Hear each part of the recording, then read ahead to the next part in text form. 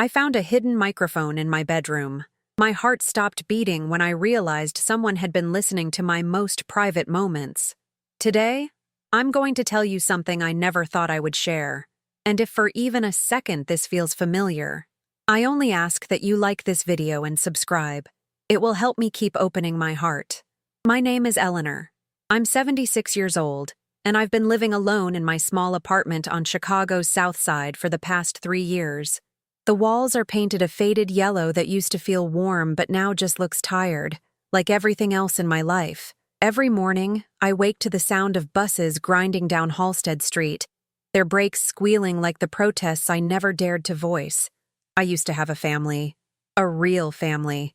My son Michael was my pride and joy, born during a snowstorm in December of 1971. I held him against my chest in that overcrowded Cook County hospital room, breathing in that sweet baby smell, promising him I'd give him everything. And I kept that promise. Maybe too well. For 52 years, I gave him everything. When he needed money for college, I took a second job cleaning offices downtown. When he wanted to start his construction business, I emptied my retirement account. $43,000. Gone. Just like that. But I smiled when I handed him the check because I believed in him. I believed in us. Then came Rebecca, his wife, my daughter-in-law. She swept into our lives 7 years ago with her blonde hair perfectly styled and her voice like honey over broken glass. Sweet on the surface, sharp underneath. She had this way of looking at me, sizing me up like I was furniture she was considering throwing away. The first time I met her, she walked into my kitchen and wrinkled her nose. "It smells so old in here," she said, laughing like it was a joke. But her eyes weren't laughing. They were calculating, taking inventory of what she could change, what she could control. I should have seen it then. The way she positioned herself between Michael and me during conversations. How she'd interrupt when he was telling me about work, redirecting his attention back to her with a touch on his arm, a whisper in his ear. But I was so grateful to have a new daughter, someone to share the burden of loving my son, that I ignored every red flag waving in my face. Michael changed after they married. The boy who used to call me every Sunday morning just to hear my voice started letting weeks pass between conversations. When I'd call him at work, his secretary would say he was busy. When I'd text, I'd see those 3 dots appear and disappear, until finally nothing came back at all. But I kept trying. God help me. I kept trying. I remember the Sunday they were supposed to come for dinner. I'd spent all of Saturday preparing Michael's favorite pot roast, the one his father loved before he walked out on us 15 years ago. I bought fresh flowers for the table, even though my Social Security check was stretched thin that month. I polished the good silverware, the set my mother had given me for my wedding. At 3 o'clock, my phone buzzed. A text from Rebecca. "Sorry, Eleanor, something came up. We'll have to reschedule." I stared at that message until the screen went black. Something came up. Not even an explanation. Not even a fake excuse about work or friends or being sick. Just something came up, like I was an appointment that could be canceled without consequence. I ate dinner alone that night, sitting at my small kitchen table set for 3. The pot roast tasted like cardboard. The silence in my apartment was so thick I could barely breathe. I kept the leftovers in the refrigerator for a week, hoping maybe they'd stop by unannounced. They never did. That's when the pattern started. The canceled plans, the ignored calls, the birthday cards that arrived a week late with generic messages inside. "Happy birthday, Eleanor. Hope you had a nice day." Not Mom, just Eleanor. Like I was a neighbor they barely knew, but I kept giving. When Michael's business hit rough patch after rough patch, I was there with my checkbook. 500 here, 1,000 there. Sometimes more. Always more than I could afford. Always justified with that same practiced speech. "Mom, we'll pay you back as soon as this big job comes through." The big job never came through. I gave them my wedding rings when Rebecca admired them. "Oh, Eleanor, these are so beautiful. They must have cost a fortune." 2 hours later, she was wearing my engagement ring, the one Harold had saved for 8 months to buy, on her right hand like it was costume jewelry. I gave them my car when theirs broke down. "Just temporarily, Mom," Michael said, "until we can afford the repairs." That was 2 years ago. I still take the bus to the grocery store, watching my old blue Honda drive past me with Rebecca behind the wheel, her hair flying in the wind like she didn't have a care in the world. I gave them my time, every weekend, babysitting their twin boys while they went out to dinner, to movies, to weekend trips to Wisconsin. 7 and 8 years old, those boys, with Michael's dark eyes and Rebecca's perfect teeth. They called me Grandma Eleanor, never just Grandma. Always the full name, like they were being polite to a stranger. But it was never enough. Nothing I gave was ever enough. The breaking point came last winter. I'd been feeling dizzy for weeks, stumbling when I got out of bed, gripping the walls when I walked down the hallway. My blood pressure medication wasn't working anymore, and I needed someone to drive me to the doctor. I called Michael 3 times before he answered. "Mom, what's wrong now?" he said, and I could hear Rebecca's voice in the background asking who was calling. "I need help," I whispered into the phone. "I can't drive myself to the doctor. Can't you take a cab?" A cab. Like I was asking him to drive me to Las Vegas instead of 6 blocks to the clinic where Dr. Martinez had been treating me for 12 years. "Please, Michael. I'm scared." The silence stretched between us like a chasm. Finally, he sighed. "I'll see what I can do." He never called back. I took 3 buses to get to that appointment, changing twice in the freezing cold, my hands shaking from more than just the December wind. Dr. Martinez took one look at me and increased my medication, told me I needed to reduce stress in my life. Reduce stress? If only he knew. That night, I lay in my bed staring at the ceiling, listening to the couple upstairs arguing about money. My own apartment was quiet as a tomb. No one had called to check if I'd made it home safely. No one had asked what the doctor said. I was invisible, even to my own son. That's when I started talking to myself. Just little conversations, nothing crazy.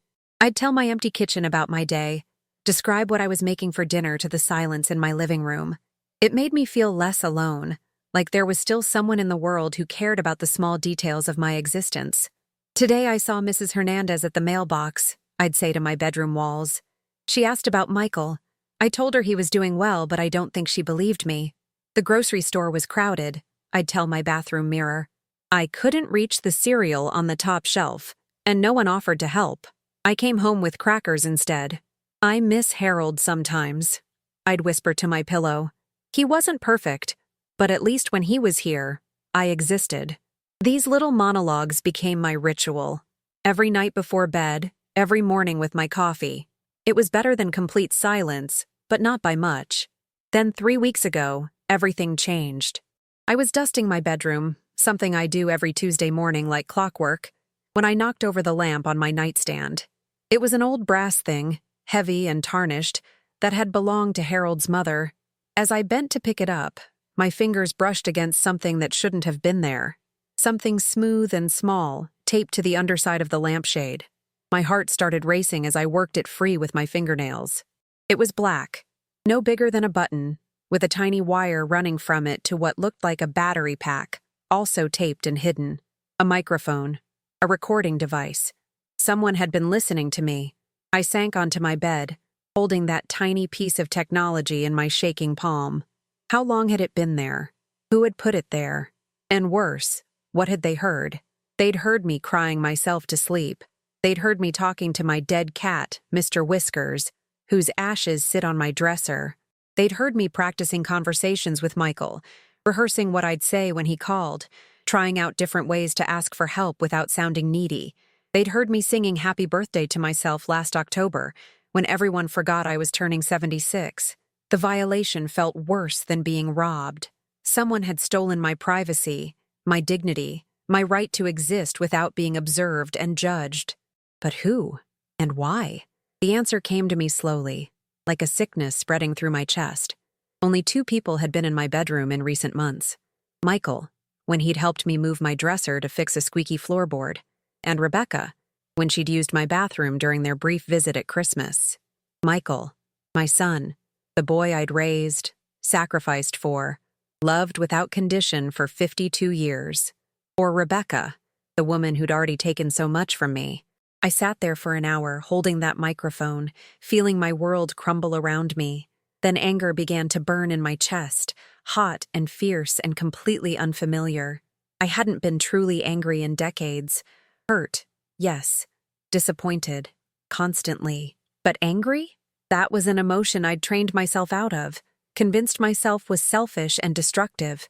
But sitting there with evidence of their betrayal in my palm, anger felt righteous. It felt necessary. It felt like the beginning of something I should have embraced years ago. That evening, I did something I'd never done in my entire life. I lied to my family. Not a white lie or an omission. A deliberate, calculated deception.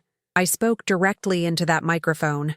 "I know everything," I said clearly, looking straight at the lamp. "I know about the money you've been taking from my account. I know about the papers you forged with my signature. I know about the inheritance you're planning to steal. And I know about the insurance policy you took out on me." None of it was true. But if they'd violated my privacy, if they'd been listening to my most vulnerable moments, then they deserved to hear whatever would make them as uncomfortable as they'd made me. I kept talking for 10 minutes, inventing betrayals and discoveries, painting myself as someone who'd been secretly documenting their behavior, collecting evidence, preparing for legal action. I mentioned lawyers who didn't exist, bank records I'd never seen, and witnesses who were purely fictional. Then I went to bed, leaving the microphone exactly where I'd found it. The next morning, my phone started ringing at 6 a.m. It was Rebecca, and her honey voice had turned to vinegar. "Eleanor, we need to talk. Right now." "About what, dear?" I kept my voice steady, innocent. "Don't play games with me. We're coming over." They arrived within an hour, both of them looking like they hadn't slept. Michael's face was pale, his eyes red-rimmed. Rebecca stayed close to his side, her perfectly manicured fingers gripping his arm like talons. "Mom," Michael began, but I held up my hand. "Before you say anything," I interrupted, "I have something to show you." I walked to my bedroom and returned with the microphone, setting it gently on my coffee table between us. Rebecca went white. Michael's mouth fell open. "Funny little thing, isn't it?" I said, settling into my armchair with more confidence than I'd felt in years. "I found it yesterday. Amazing what people can hear with these devices nowadays." "Mom, I can explain. Can you?"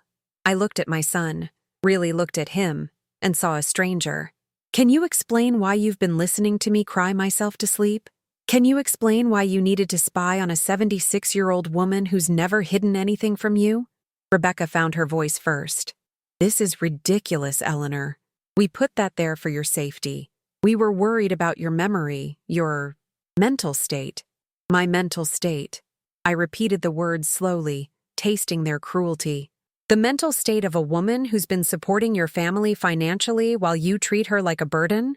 That's not the mental state of a woman who babysits your children for free every weekend while you go out and spend the money she gave you? Mom, please. The mental state of a woman who gave you her car, her jewelry, her retirement fund, and got surveillance equipment in return?" The room fell silent. I could hear my neighbor's television through the thin walls, a game show host announcing prizes that seemed more attainable than my son's love. Finally, Michael spoke. "We were going to tell you." "When? After I died? After you'd heard enough private conversations to decide I was unfit to manage my own life?" Rebecca's mask finally slipped completely. "You want to know the truth, Eleanor? Fine. You are unfit. You talk to yourself constantly. You can't remember simple conversations. You repeat the same stories over and over. We put that there because we needed to know how bad it was getting." "And what did you discover?" I asked quietly. She glanced at Michael, then back at me. "That you're lonely, that you're deteriorating, that maybe it's time to start looking at assisted living facilities." Assisted living, the final destination of inconvenient elderly parents. The place where they could visit me once a month with a clear conscience, where I could deteriorate properly under someone else's supervision. "I see." I stood up, feeling stronger with each word. "And my money? My assets?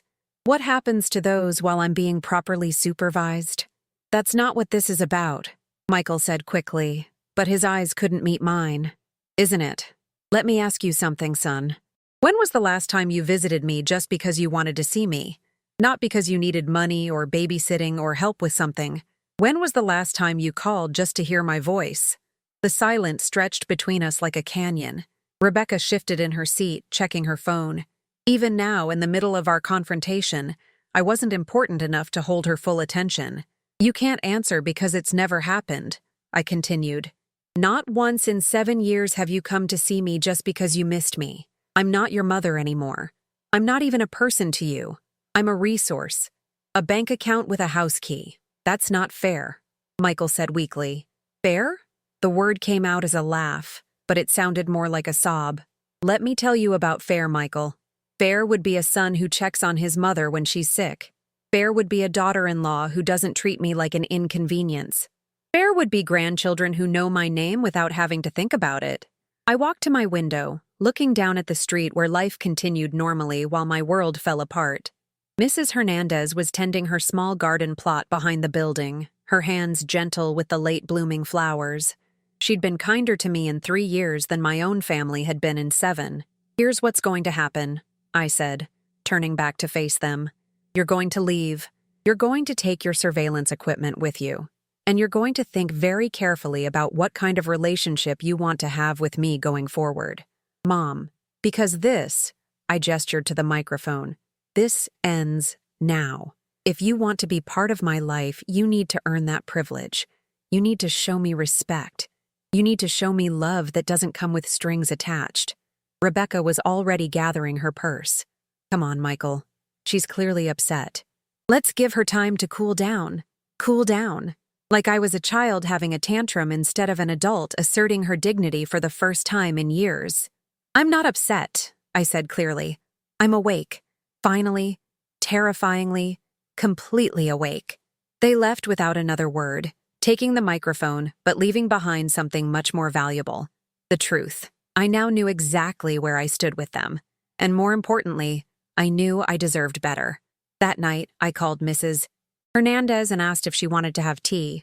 We sat in her small kitchen, surrounded by the scent of cinnamon and the warmth of genuine friendship, and I told her everything. She listened without judgment, nodding at the right moments, making encouraging sounds when my voice faltered. You did the right thing, Eleanor, she said finally, her accent making my name sound musical instead of old-fashioned. Family is supposed to lift you up, not tear you down. But what if they never come back? I whispered. What if I'm alone forever? She reached across the table and took my hand in hers. Mija, you've been alone for years. At least now you're free to find people who actually care about you. That weekend, Michael called. I let it go to voicemail. His message was brief. Mom, we need to talk. Rebecca thinks we should discuss your situation with someone professional. Someone professional. A therapist, probably, or a lawyer, or maybe just another family member who could convince me to return to my role as the convenient, exploitable grandmother. I didn't call him back. Instead, I did something I hadn't done in 15 years. I made a doctor's appointment for myself, not because I felt sick, but because I wanted to know exactly where I stood health-wise. I wanted to arm myself with facts before anyone tried to declare me incompetent. Dr. Martinez saw me on a Thursday morning. I took the bus, 45 minutes each way, and arrived early enough to complete all the paperwork myself. When he asked about my family medical history, I answered clearly and completely. When he tested my memory, I passed every question. When he checked my blood pressure, it was the lowest it had been in months. Mrs. Thompson? He said, settling behind his desk with my chart. I have to ask, have you made changes to reduce stress in your life? Your numbers are significantly improved. I thought about the microphone, about the silence in my apartment that no longer felt oppressive but peaceful, about the phone calls I wasn't taking and the obligations I wasn't meeting. Yes, I said simply. I've eliminated some toxic relationships. He nodded approvingly. Whatever you're doing, keep it up. You're in excellent health for your age. Sharp as a tack, mentally, physically stable. I'd say you have many good years ahead of you. Many good years. When was the last time someone had spoken about my future with optimism instead of resignation? I walked home from that appointment with my head higher than it had been in years. The October air was crisp, the trees along my street blazing with color.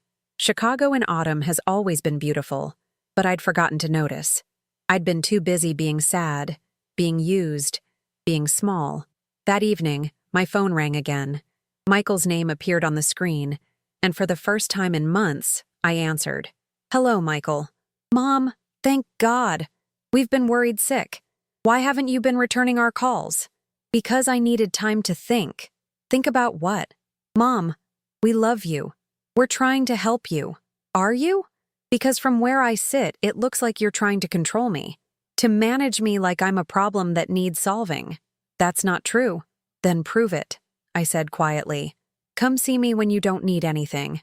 Call me when you don't want money or babysitting or help with your problems. Show me that I matter to you as a person, not just as a resource. The silence on his end lasted so long I wondered if the call had dropped.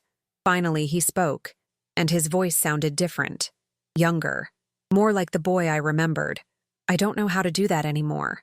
The honesty in those words broke my heart and mended it simultaneously. Then learn, I said gently. Because I'm not going anywhere, but I'm not going backward either. What does that mean?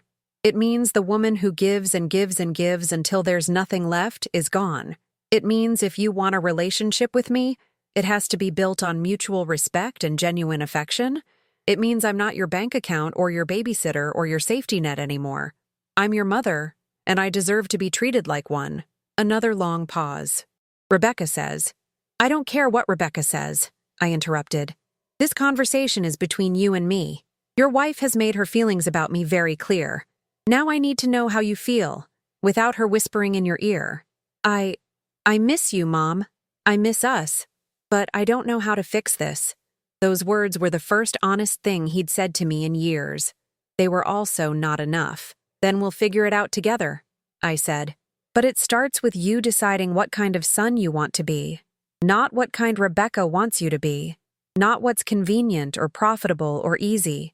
What kind of man you want to be when you think about your mother. We hung up without making plans or promises. But something had shifted. Some tiny movement toward truth. Whether it would be enough remained to be seen. The next few weeks passed quietly. I established routines that had nothing to do with anyone else's needs. I took long walks through my neighborhood, discovering coffee shops and bookstores I'd never noticed. I joined a quilting circle at the community center, where women my age gathered every Tuesday to create beautiful things while sharing stories that weren't always beautiful, but were always honest. I learned that Mrs. Chen from the second floor had also been supporting an ungrateful adult child.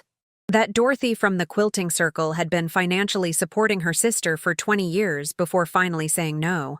That loneliness was epidemic among women my age, but so was resilience. I also learned that I was creative.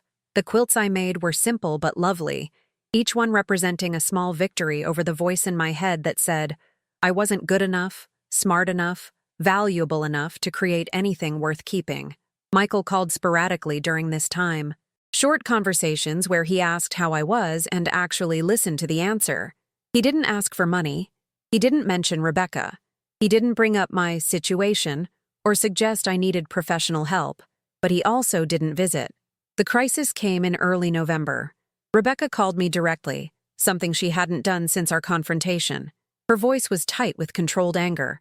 Eleanor, we have a problem. We do? Michael is talking about scaling back his business. He says he can't rely on family loans anymore and needs to be more realistic about his finances. This is your fault. My fault that he's being responsible? Your fault that you've filled his head with guilt about accepting help from his family. You've made him think he's some kind of parasite. Have I? Or have you finally realized that your financial plan depended on exploiting an elderly woman? The mask came off completely then. Look, Eleanor, let's stop pretending. You're old. You're alone, and you have more money than you need. We have children to raise, a business to run, a future to build. You're going to die eventually, and when you do, everything you have is going to come to us anyway. Why not help us now when we actually need it? The casual cruelty of her words took my breath away. You're going to die eventually. Like my death was an inconvenience she was waiting for, rather than the loss of a human being she claimed to love. Is that really what you think of me? I asked quietly. I think you're selfish, she said bluntly.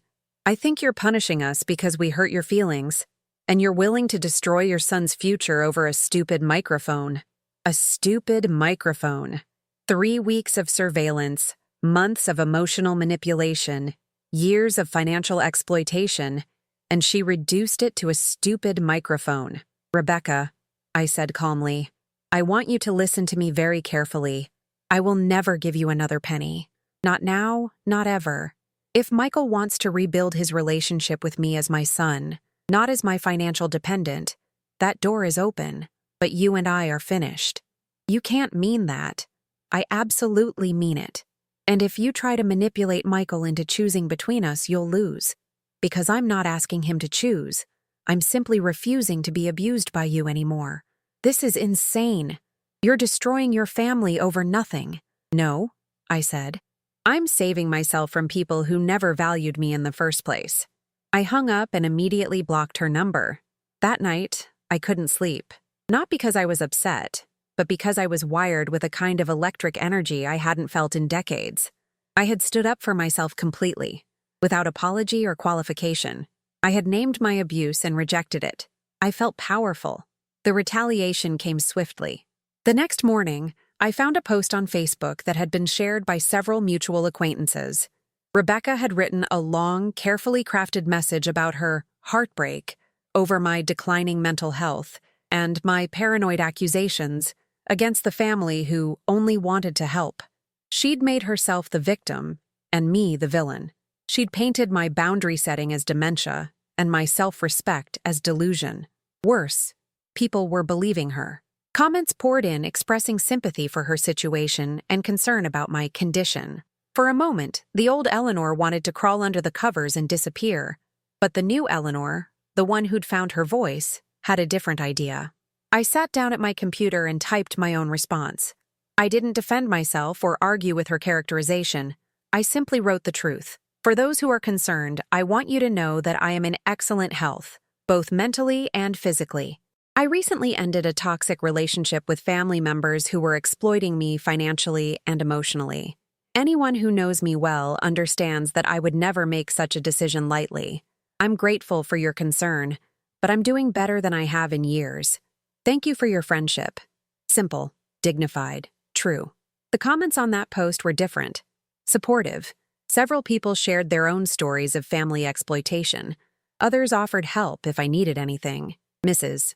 Hernandez commented with a heart emoji and an invitation to dinner. But the most important response came from someone unexpected. My grandson Jake, Michael's older twin. Grandma Eleanor, I believe you. Can I call you? That evening, Jake called from his college dorm room in Wisconsin.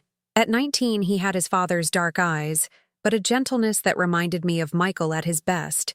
Grandma, I don't know what's been happening at home, but Mom's been acting really weird lately.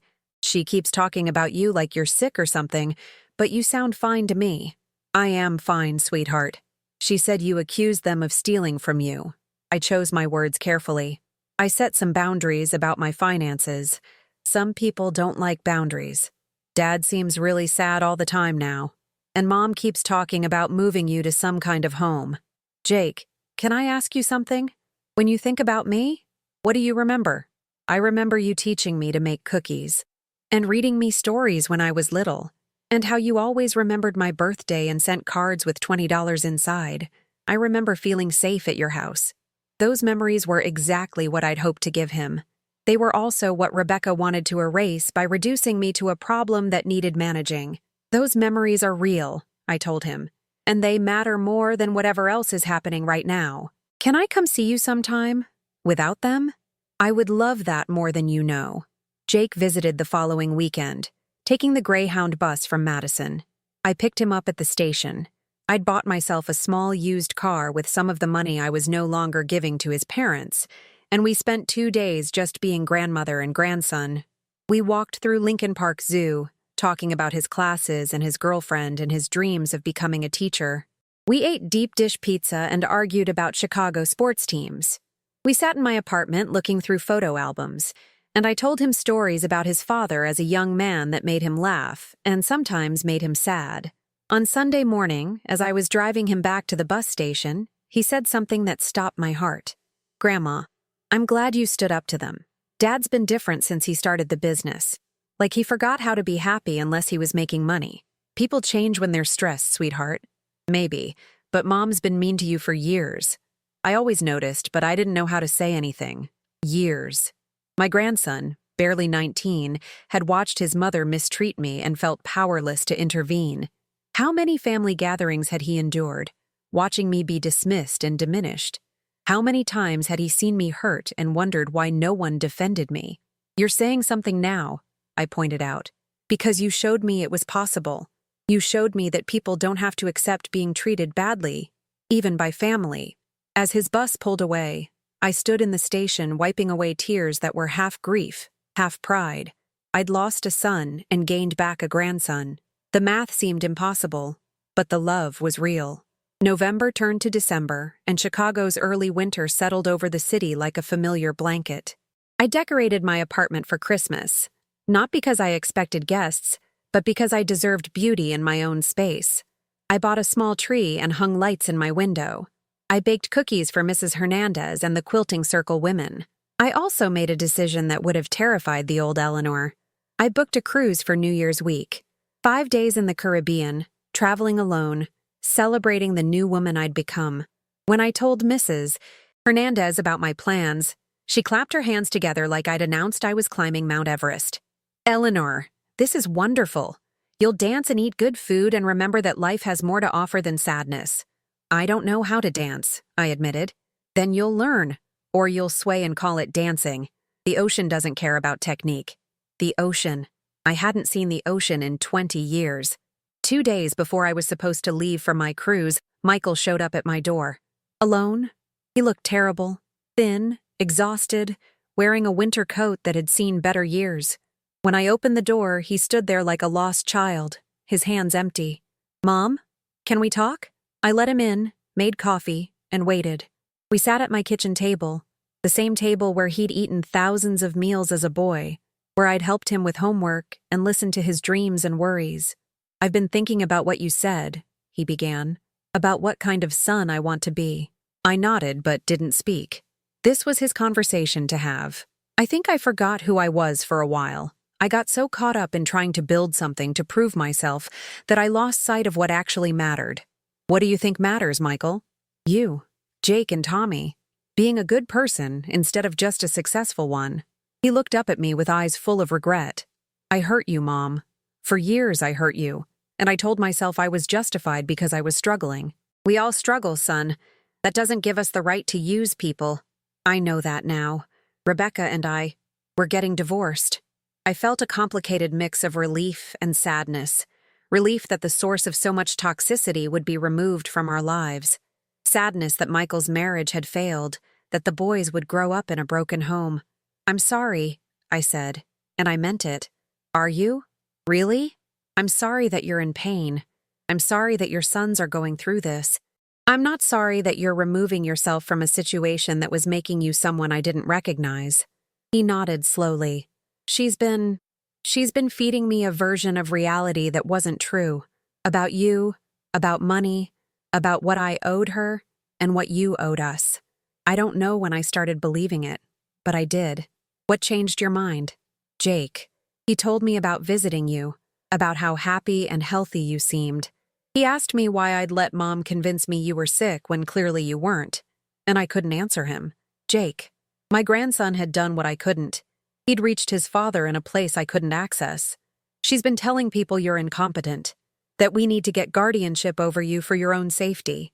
The words hit me like ice water. Guardianship. Legal control over my finances, my health care, my housing.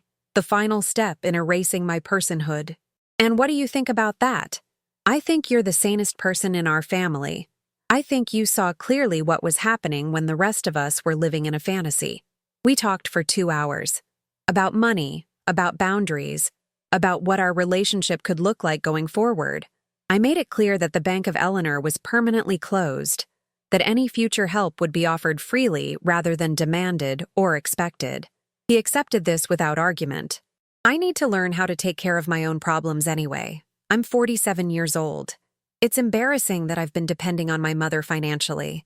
It's not embarrassing to need help, Michael. It's only embarrassing to take it without gratitude or to feel entitled to it. When he stood to leave, he hugged me gently, and for a moment I could smell his baby scent under the cologne and winter air. "Mom, Have a wonderful cruise. You deserve every minute of happiness. I sailed out of Miami 3 days later, standing on the deck of a ship filled with strangers, watching the Florida coastline disappear into blue water. I was 76 years old, traveling alone for the first time in my life, and I felt like I was 26. The cruise was everything Mrs. Hernandez had promised. I did learn to dance, or at least to sway to Caribbean music under stars I'd never seen before. I ate fresh fish and tropical fruit. I talked to other passengers about their lives and dreams without once mentioning my family drama. I also met Elena, a widow from Phoenix who was taking her third solo cruise.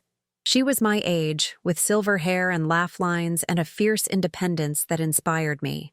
The best part about traveling alone, she told me as we watched dolphins play in our wake, is that you get to decide who you are in each new place. No history, no expectations, no roles you've outgrown. Who was I in the middle of the ocean? I was Eleanor, lover of sunsets and strong coffee. Eleanor, who could hold interesting conversations about books and current events. Eleanor, who was kind to the ship's staff and generous with compliments to fellow passengers. I was not Eleanor the victim, Eleanor the disappointment, Eleanor the burden. I was just Eleanor, and that was enough. When I returned from Greece, I found several messages on my answering machine. One was from Jake, asking about my trip. One was from Mrs. Hernandez, welcoming me home. One was from Michael, brief but warm. And one was from Rebecca's lawyer. The message was crisp and professional, requesting a meeting to discuss concerns about your welfare and the welfare of your minor grandchildren. The implication was clear.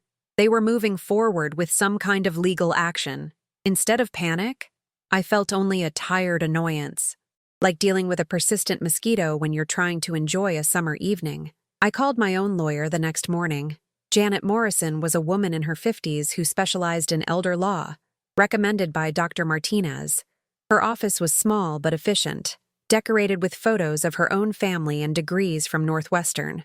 "Mrs. Thompson," she said after reviewing the message and my medical records, "you have nothing to worry about legally. You're competent, you're healthy, and you have the right to manage your own finances however you choose. But we should be prepared for them to make this as difficult as possible. What can they actually do? File for guardianship? Claim you're being exploited by others? Argue that your isolation from family is evidence of diminished capacity? None of it will stick, but it will be stressful and expensive. Then we fight it. Are you sure? Sometimes it's easier to just give them what they want to avoid the battle." I thought about that microphone, about years of canceled dinners and ignored birthdays, about Jake's relief when I finally stood up for myself. "No," I said firmly. "I'm not giving them what they want anymore. I'm giving myself what I need." The legal battle lasted 3 months. Rebecca's lawyer painted me as a confused elderly woman who had been manipulated into turning against my loving family. They presented my Facebook post as evidence of paranoia. They cited my solo cruise as reckless behavior indicating poor judgment. Janet presented my medical records, my bank statements showing responsible financial management, and testimony from Mrs. Hernandez, the quilting circle ladies, and even Jake about my mental clarity and emotional stability. The judge, a middle-aged woman with graying hair and kind eyes, listened to both sides with patience. When Rebecca took the stand to describe my deterioration, I watched the judge's expression grow skeptical. "Mrs. Rebecca Thompson," the judge said finally, "can you tell me specifically what behaviors you've observed that indicate your mother-in-law is incompetent to manage her affairs? She talks to herself. She's become isolated from family. She makes irrational financial decisions. Has she missed bill payments? Well, no, but has she been victim to scams or fraud? Not exactly, but has she shown signs of confusion about basic daily activities, gotten lost in familiar places, or demonstrated memory loss that interferes with her safety?" Rebecca's lawyer whispered something to her. "Your Honor, she's refusing to provide financial support that she's provided for years. This sudden change in behavior..." "Mrs. Thompson," the judge interrupted, looking directly at Rebecca, "adults have the right to change their minds about how they spend their money. Can you explain why your mother-in-law's decision to stop giving you money Indicates she's incompetent rather than simply tired of giving you money. The courtroom fell silent. Rebecca's face went white, then red. She had no answer because there was no answer. The judge ruled in my favor completely, noting in her decision that I appeared to be a lucid, intelligent woman who has made reasonable decisions to protect herself from financial exploitation. Financial exploitation. Those words in a legal document felt like vindication I hadn't known I needed. Outside the courthouse, Rebecca tried one last manipulation. "Eleanor, please, think about the boys. Do you want them to grow up thinking their grandmother chose money over family?" I looked at her for a long moment. This woman who had consumed so much of my energy and peace. I want them to grow up knowing their grandmother chose self-respect over abuse. If you frame that as choosing money over family, that says more about you than it does about me. Michael was waiting by my car. "Mom, I'm sorry. I'm so sorry she put you through this. You could have stopped it." "I know. I should have. I was too scared of what divorce would cost me, so I let her attack you instead." He looked older than his 47 years, worn down by months of legal and personal drama. "I'm not asking for forgiveness. I'm just saying I know I failed you." "You did," I agreed. "But people can change if they're willing to do the work. Are you willing to let me try? I'm willing to see what happens when you show up as my son instead of as Rebecca's husband." That spring, Michael did show up. Not perfectly, not consistently, but genuinely. He brought me flowers on Mother's Day, not because he needed something, but because he wanted to honor me. He called on Tuesday evenings just to chat about his job and my quilting and the boys' baseball games. He brought Tommy, the younger twin, to visit me one Saturday. Tommy was quieter than Jake, more cautious, but he helped me plant tomatoes in the small garden plot behind my building and listened carefully when I told him stories about his father as a boy. "Dad seems happier now," he said as we worked the soil. "Sadder sometimes, but also happier. Does that make sense?" "Perfect sense. Sometimes we have to feel sad about the past before we can be happy about the future." Rebecca moved back to her hometown in Indiana with a settlement that was far less than she'd expected. The boys spent summers with their father and school years with her. It wasn't the family structure any of us had planned, but it was honest, which was more than we'd had in years. Jake transferred to a school in Chicago for his junior year, so he could spend more time with his father and with me. He got a part-time job at the bookstore where I'd been browsing during my walks, and we often had lunch together on his break. "Grandma," he said one afternoon over sandwiches and coffee, "I want you to know that watching you stand up for yourself changed my life. I used to think family meant accepting whatever people dished out, just because you shared DNA. But you taught me that love requires respect, even in families, especially in families." At 19, he understood something that had taken me 76 years to learn. That summer, I took another cruise, this time with Elena from Phoenix. We'd stayed in touch since our first meeting, developing a friendship based on shared interests rather than shared history. We toured Greece together, walking through ancient ruins and talking about philosophy like a couple of college students. "You know what I love about you, Eleanor," she said as we watched the sun set from our balcony in Santorini. "You're not defined by your wounds anymore. You wear your scars like jewelry. They're part of your beauty, but they don't overshadow your light. Scars like jewelry. I liked that image better than wounds that never heal." When I returned from Greece, I found a letter waiting for me. Not a bill or an advertisement, but a handwritten envelope addressed in careful script. It was from Tommy, written at summer camp in Wisconsin. "Dear Grandma Eleanor, I learned something in counseling that I wanted to share with you. The counselor said that sometimes people hurt other people because they're scared or sad inside, but that doesn't make it okay. She said strong people know when to forgive and when to protect themselves, and they can do both. I think you're really strong. I'm glad you protected yourself, and I'm glad you're still my grandma. Love, Tommy." I read that letter 3 times, tears streaming down my face. Not tears of sadness, but of gratitude for this wise boy who understood that strength and kindness could coexist. Today, as I sit in my apartment writing this story, it's been 2 years since I found that microphone. 2 years since I spoke into it and changed everything. 2 years since I chose myself instead of accepting abuse disguised as love. My life is smaller now in some ways. I don't have the busy schedule of crisis management that used to define my days. I don't have the exhausting drama of constantly disappointing people whose expectations were designed to be unmet. But my life is also richer.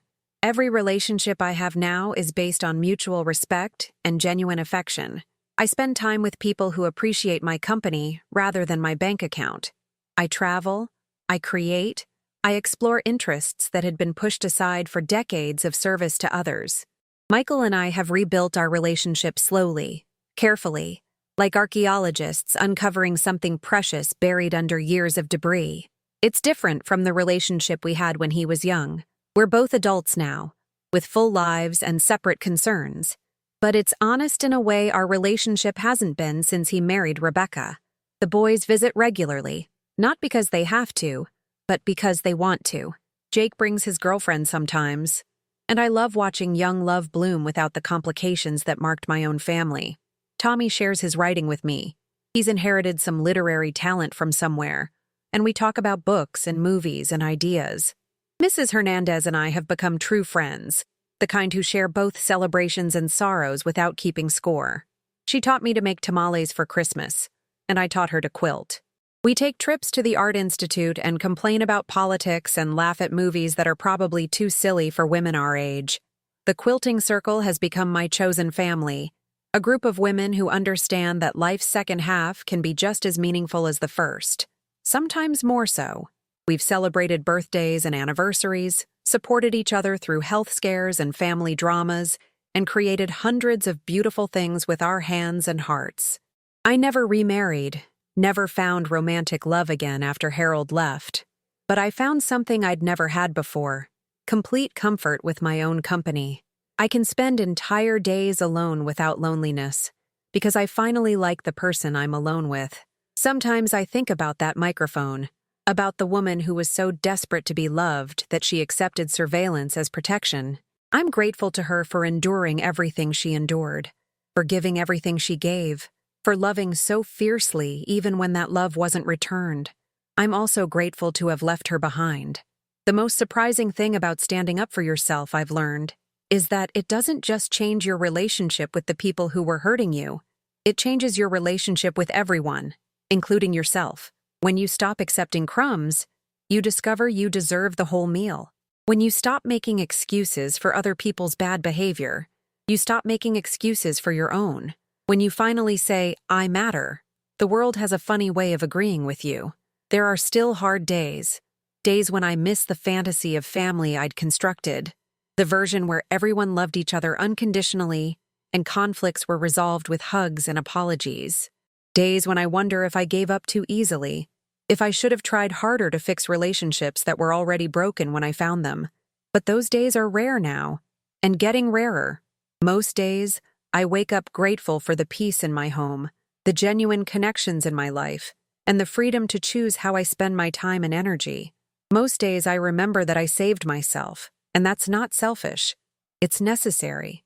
If you're listening to this story and recognizing pieces of your own life, I want you to know something.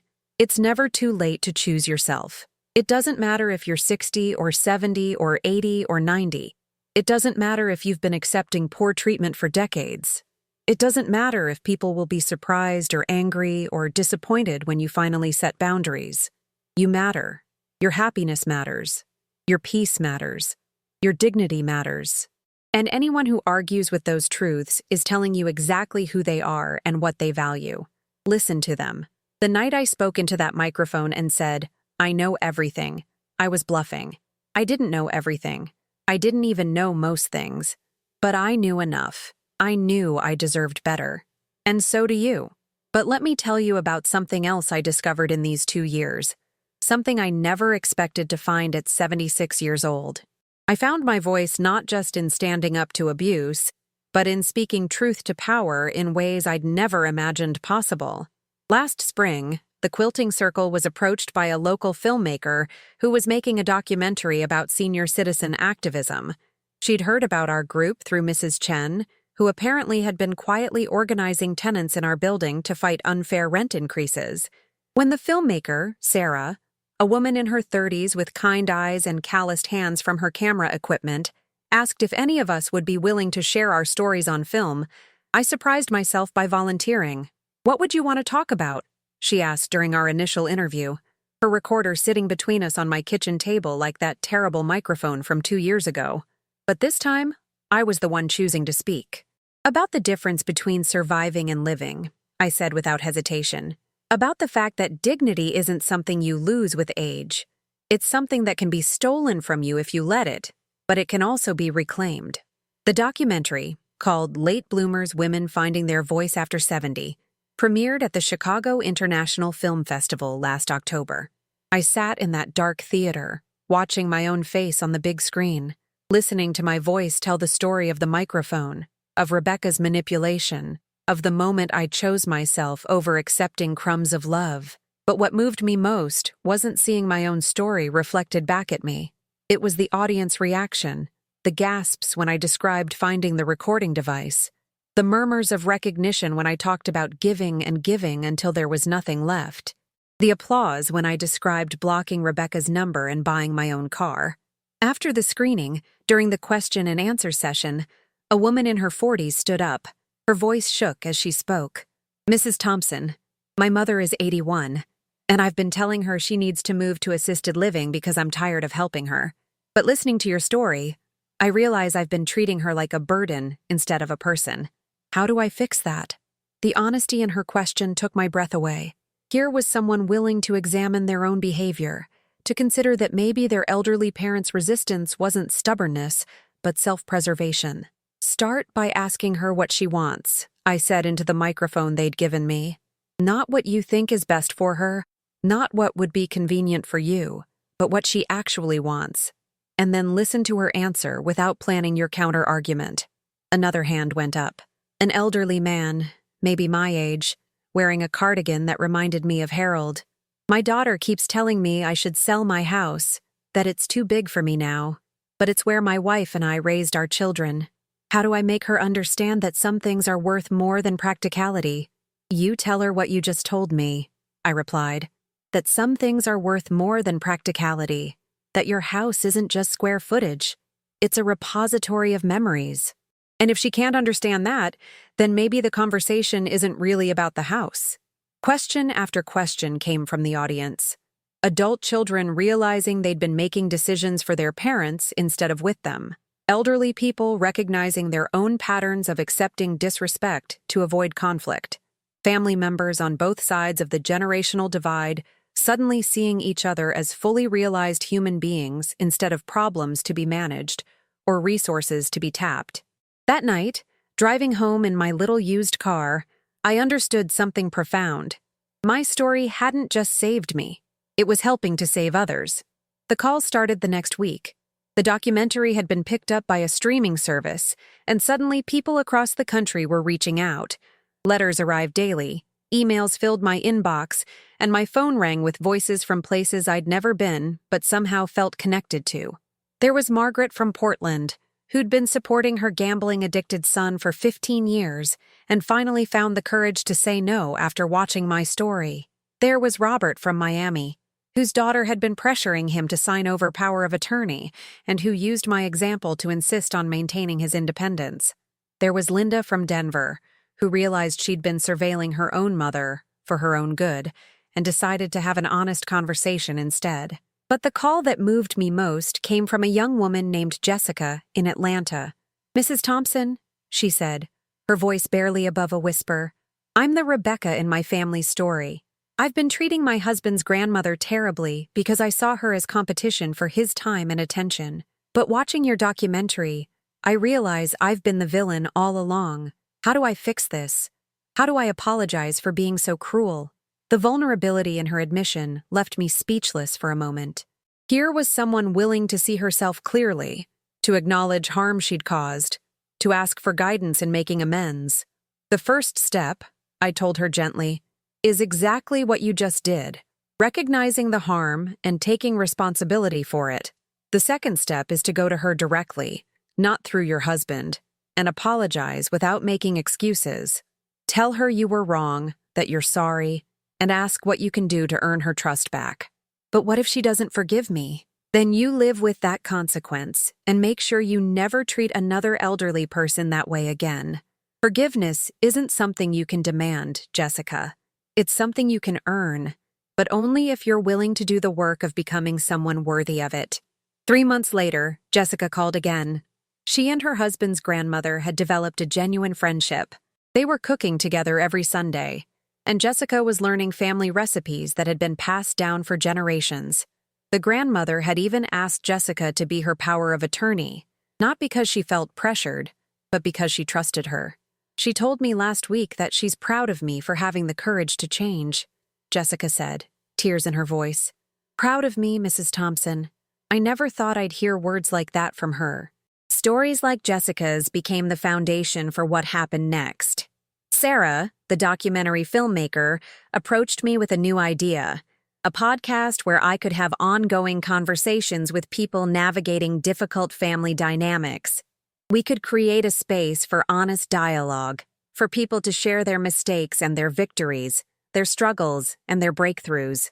You have a gift, Eleanor, Sarah told me over coffee at my favorite little cafe on North Avenue.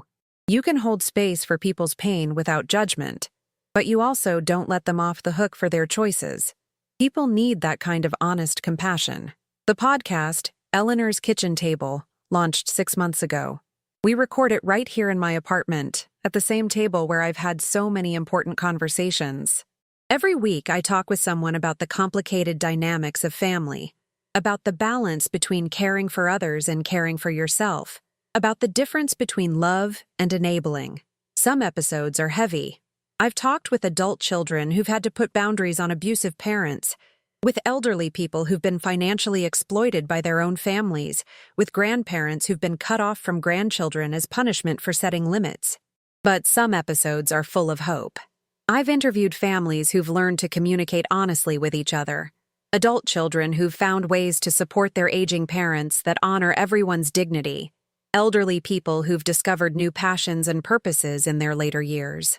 Last month, I had Michael on the podcast.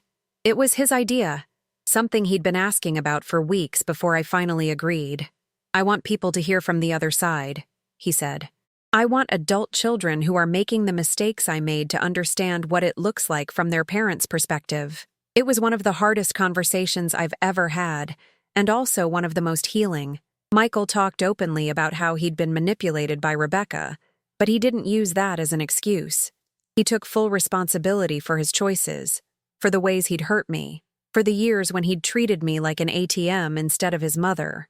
I convinced myself that because my mom loved me, she owed me her help, he said into the microphone. I told myself that her money was going to be mine eventually anyway, so why not use it now when I needed it? I never stopped to think about how it felt from her side, to be valued only for what I could extract from her. The response to that episode was overwhelming. Adult children wrote to thank Michael for his honesty, to share their own stories of entitlement disguised as love. Parents wrote to say they'd played the episode for their own children, using Michael's words to start conversations they'd been afraid to have. But the message that touched me most came from Jake, now 21 and student teaching at a high school on Chicago's West Side. Grandma, he wrote in an email, listening to you and Dad talk honestly about your relationship, watching you both take responsibility for your parts in what went wrong and what went right, showed me what healthy family communication looks like. I'm going to remember that conversation for the rest of my life. Thank you for showing me that it's possible to tell the truth and still choose love. The podcast has grown beyond anything I imagined. We have listeners in dozens of countries, support groups that meet to discuss episodes, and an online community where people share their own stories and offer each other advice and encouragement. But more than the numbers, more than the recognition, what matters to me is the individual lives that have changed. Like Maria from San Antonio, who finally left her son's home where she'd been living as an unpaid babysitter and domestic worker. Like James from Seattle, who stopped giving money to his addiction-plagued daughter and instead paid directly for her treatment program. Like Carol from Phoenix, who realized her daughter's constant criticism wasn't helpful advice but emotional abuse, and found the courage to limit their interactions. Each story reminds me that the microphone that was meant to diminish me ultimately amplified not just my voice, but the voices of thousands of people who deserve to be heard. I've been thinking lately about the concept of legacy. For most of my life, I thought my legacy would be Michael, the son I'd raised, the man I'd helped become successful, the family line I'd continued. But I understand now that my real legacy might be something entirely different. It might be the permission I've given other people to value themselves, to set boundaries, to choose dignity over convenience. It might be the conversations I've started, the families that have healed, the elderly people who've reclaimed their autonomy, and the adult children who've learned to see their aging parents as whole human beings rather than responsibilities to be managed. Last week, I received a letter from a woman in rural Montana. She wrote that she'd been living in her son's basement for 3 years, helping with his children and his housework while her own savings dwindled. After listening to several podcast episodes, she'd found the courage to move into a senior community where she's made friends, joined a book club, and started painting watercolors, something she'd always wanted to try but never had time for when she was busy serving everyone else's needs. "I'm 79 years old," she wrote, "and for the first time in my adult life, I'm living for myself instead of living for other people. I wake up excited about my days instead of dreading them. Thank you for showing me that it's never too late to choose joy. It's never too late to choose joy." I've been thinking about those words, about the profound truth they contain. For so many years, I confused martyrdom with love, self-sacrifice with virtue. I thought happiness was selfish, that putting my needs first made me a bad mother, a bad person. But I understand now that you can't give what you don't have. If you don't value yourself, you can't teach others to value you. If you don't protect your own peace, you can't create peaceful relationships. If you don't choose your own joy, you can't be a source of joy for others. The woman I was 2 years ago, the one who accepted surveillance as love, who gave away her dignity piece by piece rather than risk conflict, she wasn't virtuous. She was afraid of abandonment, afraid of anger, afraid of being seen as selfish or difficult or demanding. The woman I am now, the one who speaks her truth even when it's uncomfortable, who sets boundaries even when they're challenged, who chooses respect over relationship when she can't have both. She's not selfish. She's honest. And honesty, I've learned, is the foundation of every relationship worth having. As I finish writing this story, it's almost the 2nd anniversary of finding that microphone. Tomorrow, Mrs. Hernandez and I are flying to Italy together, our 3rd international trip as friends. Jake is bringing his girlfriend over for dinner on Sunday, and Tommy is sending me chapters of the novel he's writing for his creative writing class. Michael calls every Tuesday evening, and we talk about our lives like the adults we both are. My apartment still has those faded yellow walls, but they don't look tired anymore. They look warm, lived in, comfortable. The walls of a woman who's at peace with herself and her choices. I keep the microphone from that terrible day 2 years ago, not the actual device, that went in the garbage where it belonged, but the memory of what it represented. It sits in my mind as a reminder of how low I was willing to let others drive my sense of self-worth, and how high I was capable of rising once I decided I mattered. Sometimes when I'm recording the podcast or writing letters to people who've shared their stories with me, I think about speaking into that microphone again, but this time, my message would be different. Instead of, "I know everything," I would say, "I know enough. I know enough to recognize love from manipulation. I know enough to see the difference between helping and enabling. I know enough to understand that respect isn't optional in relationships. It's essential. I know enough to believe that I deserve kindness, especially from the people who claim to love me. I know enough to trust my own perceptions instead of second-guessing them to keep other people comfortable. And I know enough to understand that choosing myself wasn't the end of my capacity to love others. It was the beginning of learning how to love properly." Have you ever found yourself giving and giving until there was nothing left? Wondering why your love was never enough? Have you ever been treated like an inconvenience by people who were supposed to cherish you? Have you ever discovered that the family dynamics you thought were normal were actually forms of abuse disguised as love? Please share your thoughts in the comments below. Your story matters, and you're not alone. Together, we can remind each other that dignity isn't negotiable, that respect is a requirement for love, and that it's never too late to choose ourselves. If this story touched your heart or reminded you that you deserve to be treated with kindness and respect at every stage of your life, please like this video and subscribe to help me keep sharing these important messages. Every like, every subscription, every comment helps other people find these stories and realize they're not alone in their struggles. Thank you for listening to my story. Thank you for caring about an old woman's journey from shadow to sunlight. And thank you for believing that every person, regardless of age, deserves to be treated with dignity and love. You are worthy of respect. You are worthy of genuine love. You are worthy of peace and joy and relationships that lift you up instead of tearing you down. Don't let anyone convince you otherwise.